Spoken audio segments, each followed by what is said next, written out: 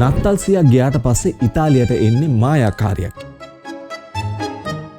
ඔහු ජනවාරි 6 වෙනිදා ඉතාලිය අපි සමරනවා ලා බෙෆානා.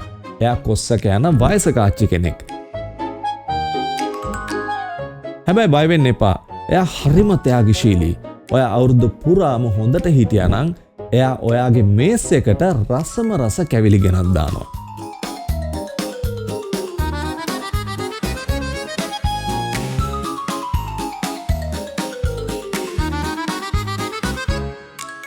හැබැයි පරිස්සම් වෙන්න.